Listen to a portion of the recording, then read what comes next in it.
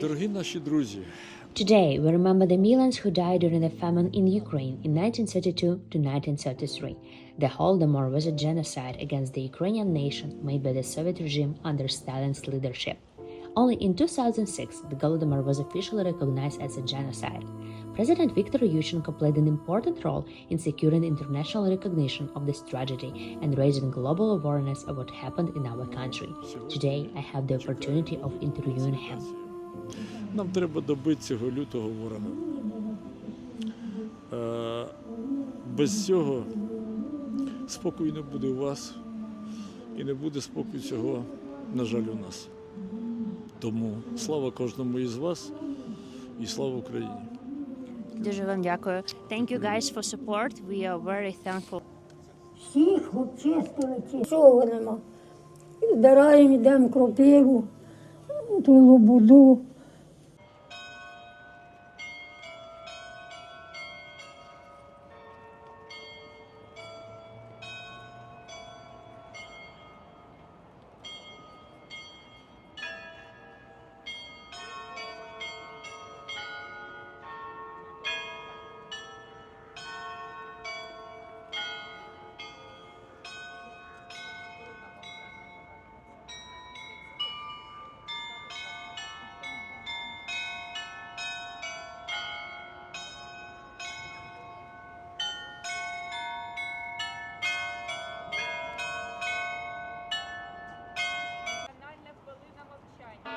Today, at 4 p.m., the entire country had a moment of silence to remembering the millions of Ukrainians who died of hunger.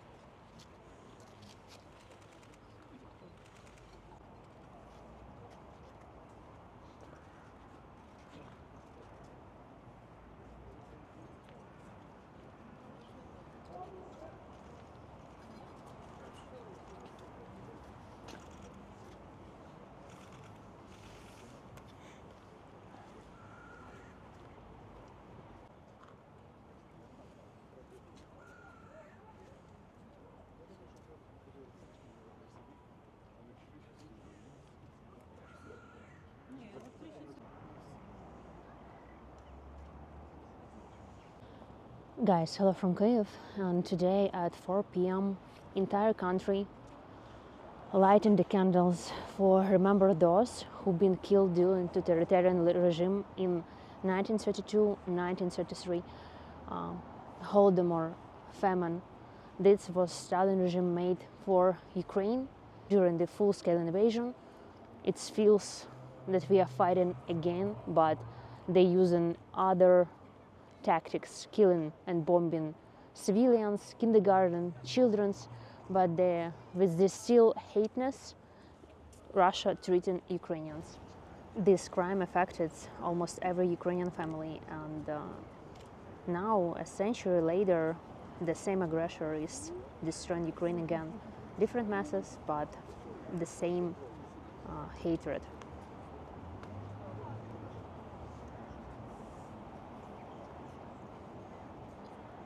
The memory of Holodomor and its victims makes us stronger and remind us why we cannot give up our freedom and the truth.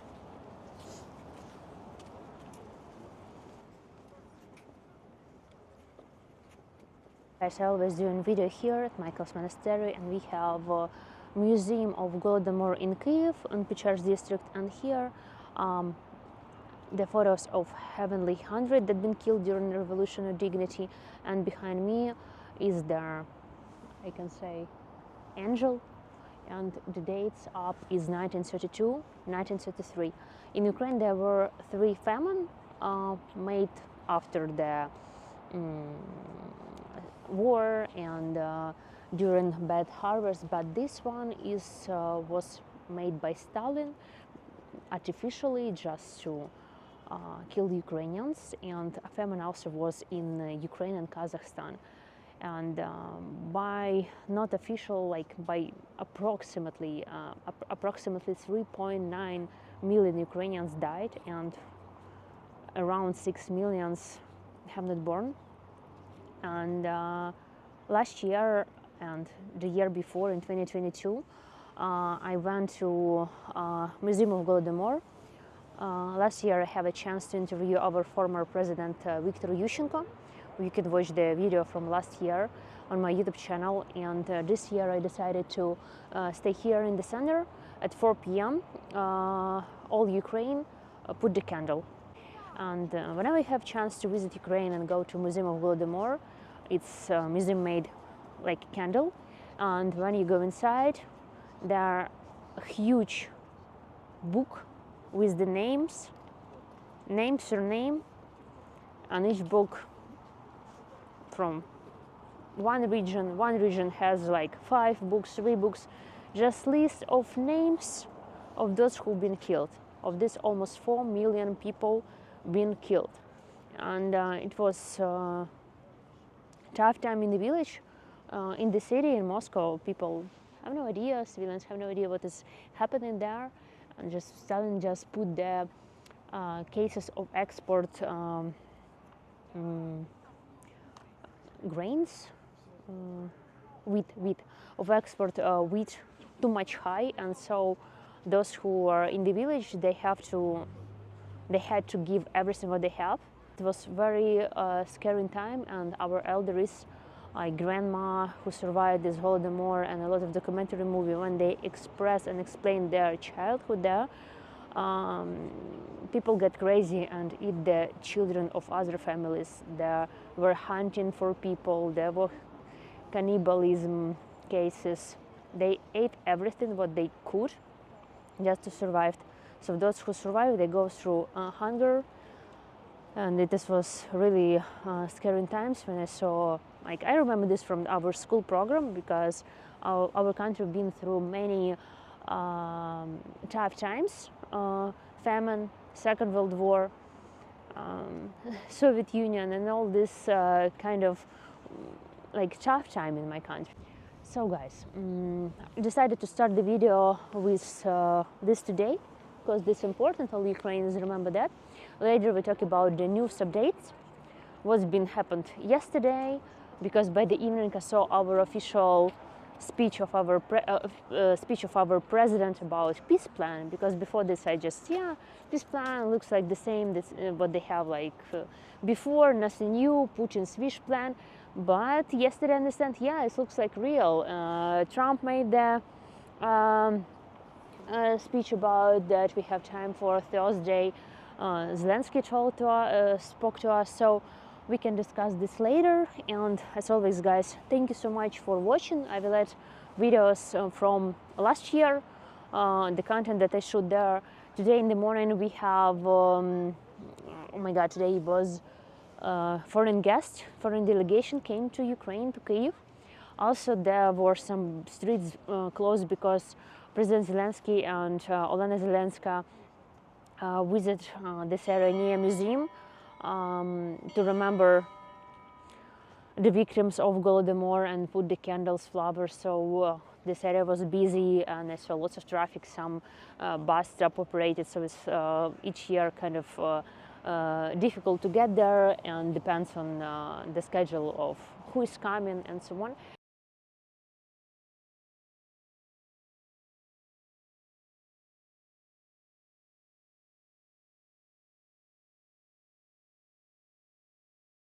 Quarter to 5, We are on Michael's Monastery, and people standing here near the candles, and yeah, so it is a reality of our life in Kyiv.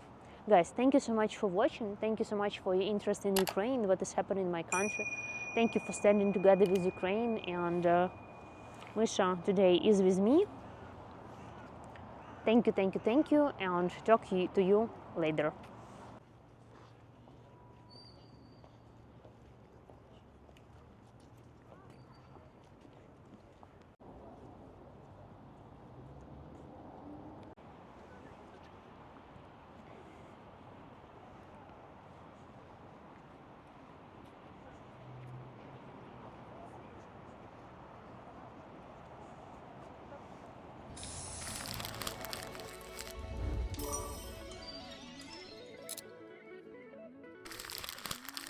Guys, hello again. I decided to change this video a little bit and talk more today about the genocide and a little bit about news updates in the end, because this topic of famine in Ukraine is really touchy for me and for many Ukrainians, especially since 2022, because till the full-scale invasion we all thought that war and genocide, captivity, killing, raping is something in the past that could never happen again. It's like 100 years ago was, it's like never again.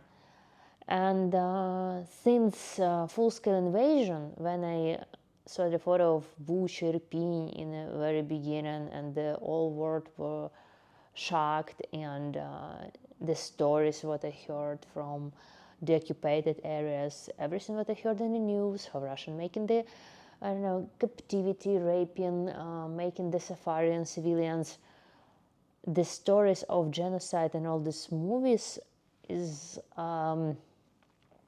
it gives me some something that could be happen in future. It's kind of it can be again next year, so it's like very possible scenario. You don't look at this, something was happened and never will be again. And I checked many social media, many posts, and one lady, she was in captivity and she was in Azovstal. She made a post today that her grandmother tell her about genocide, how she survived that. And she thought this not going to happen to her, and it's like something in the past and a long time ago. But in captivity, she was from Azov, and Russian treats her really bad. I have books. I bought a book from her, and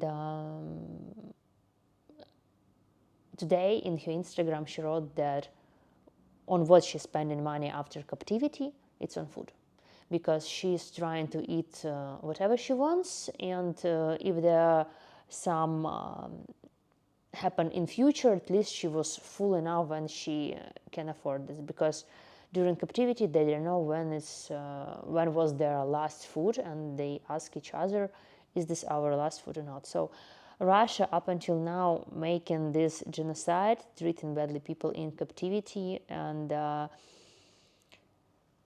they don't have real punishment for this artificial hunger that happened in 1932, 1933, and the First World didn't believe that, then didn't recognize this, and then walk away. Something like it was not real punishment for Russia, and this makes Russia invite us in 2014 and invite us again in 2022, and now Ukraine is offered some sort of peace plan, actually capitulation of Ukraine. We're going to talk about that later, but the genocide is happening right now, because today at 4 p.m. when I did the video, and we remember the members, we remember those who died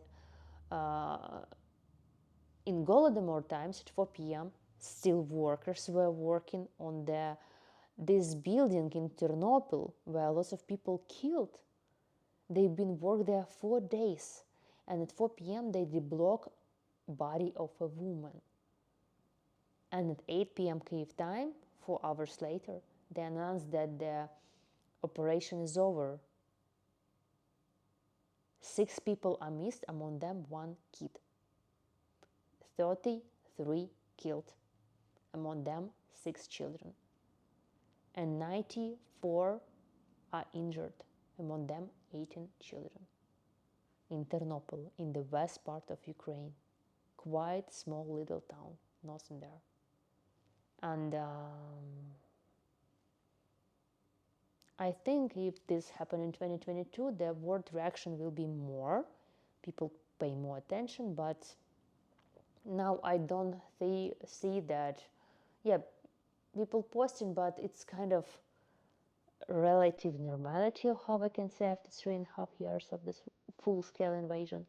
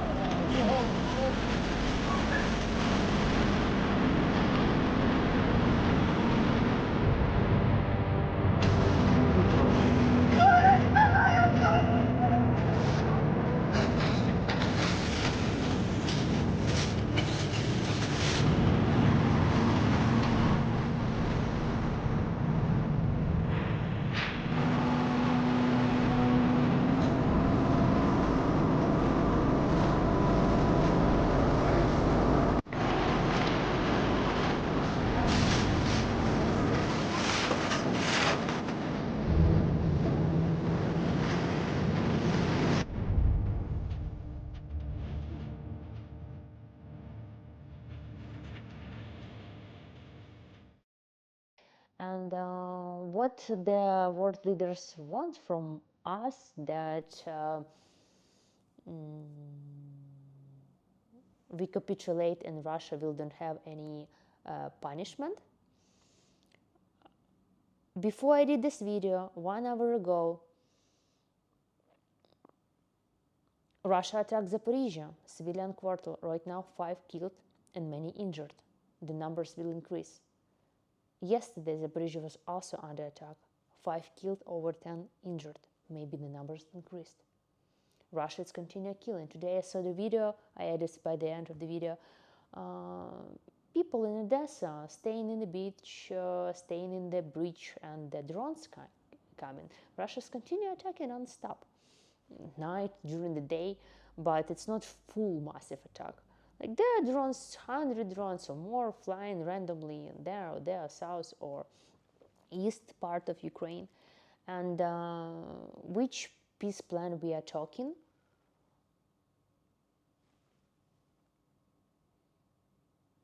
Like Ukraine and US going to make the agree on a peace plan with Russia.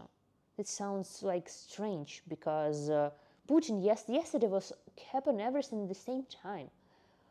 Trump spoke, Putin said, then Zelensky made official statement about that yesterday was our day of dignity and freedom, and he said that we have hard choice, or lost our dignity or lost our partner. He meant America. We have to choose 28 punkt or hard winter. I was like, okay.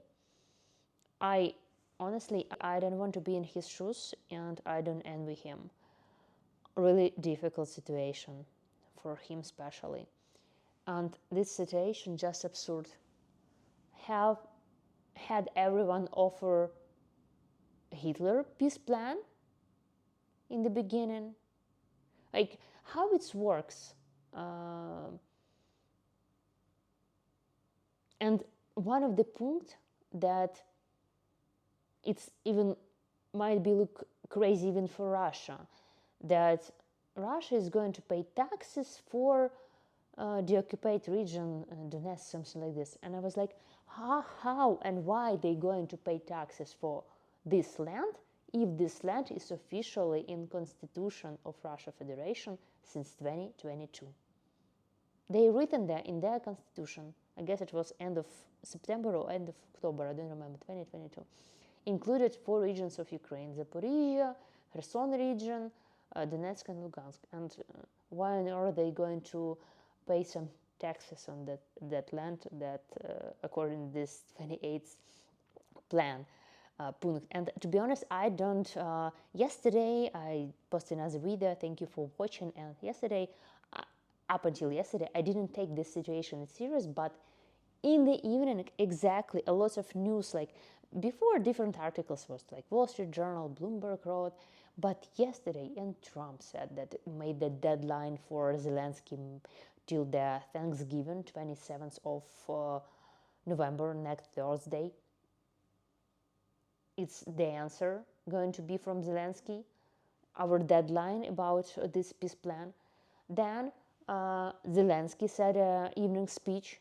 Oh my God! And Putin replied. I didn't remember what he said. That they always something like was plenty of different information. It was like, what is going on? Is everyone taking this really seriously? Probably yes, because for me it was just Putin wish list against some plan, because Putin is not like, I really up until now I don't know what to discuss, because Putin is not going to stop.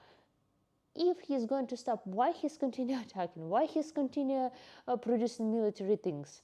Like, it makes no sense. Why US is making the peace plan and all the world making the peace plan with Russia, and Russia, what he said, that they don't know about peace plan, or they need to this, and like it's all seems like very crazy to me. I don't understand, especially about the Russian church and Russian language on the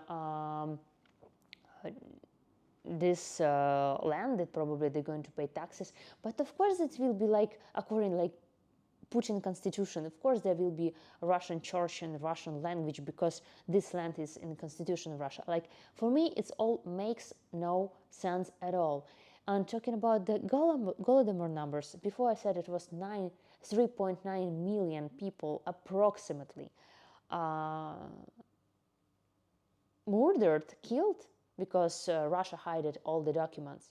The same, like we I don't know if we know the truth about Mariupol. How we can know how many people were killed in Mariupol if this area were under occupation, and only from Sputnik we can check the dead bodies, and we don't know exact numbers. We can just approximately say, because Russia is hiding.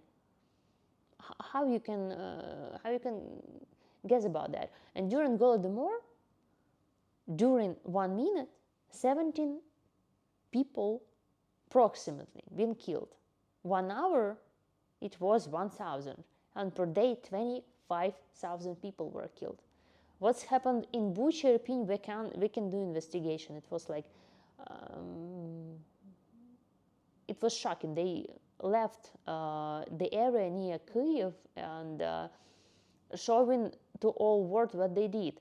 And in Mariupol, like, what you can do? And probably they will be on worse, like more smarter on the occupied other occupied region, because when they left this area, they even have with them mobile crematory. I remember it was a story in the internet in 2022.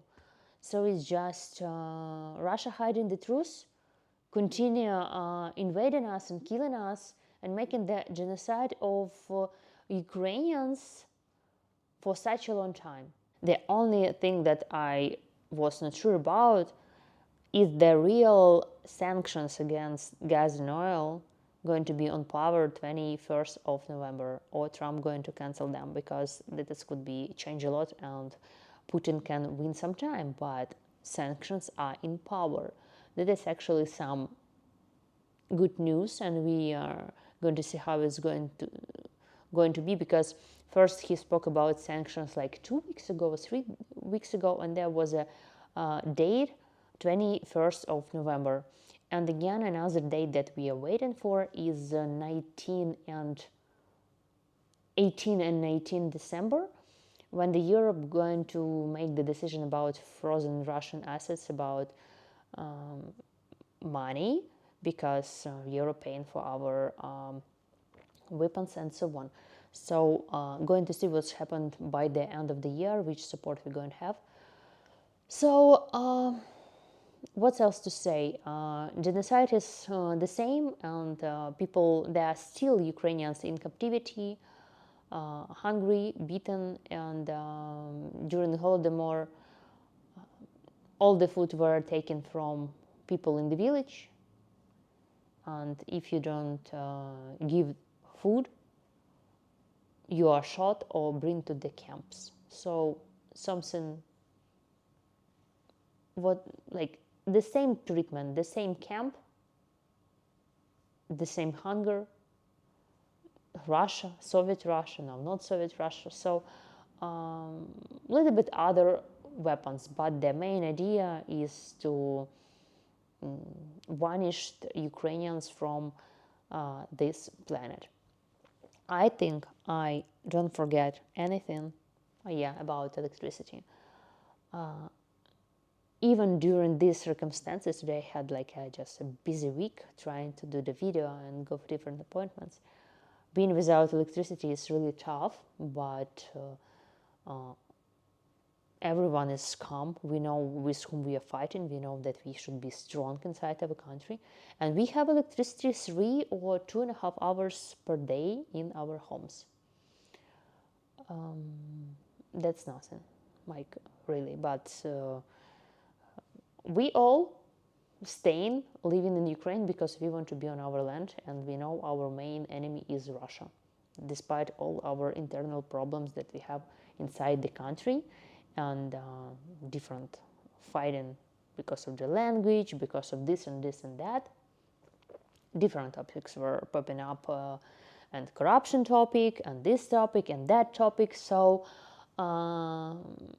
as we said, first we will work with our main enemy, and then we will work about our internal problems. So we all adapting. It's hard. Some people wake up during the night for cooking and doing the laundries, because if they working from 9 till 6, sometimes you can miss the light some days in a row. Kind of difficult if you have a scheduled work and exactly the hours. So 100 years ago, Russia has hunger as a weapon for all Ukrainians. And right now, weapons is cut us from electricity, water, heating, freezing us, and killing us while we are sleeping. So we're hoping for the best, preparing for the worst, and hoping that the world leaders will realize that Russia is not going to stop, and there should be something else that coming to aggressor with the peace plan when he is not willing to stop. And about all this we will see next week. I guess will be very intense with news about this, and going to discuss all this. So guys, as always, thank you so much for your support, and thank you for watching. Hoping for the best, and I hope you have an amazing weekend, an amazing Saturday, and see you very soon. And Misha, Manya, and Tanya wishing you good weekend and quiet night for Ukrainian people.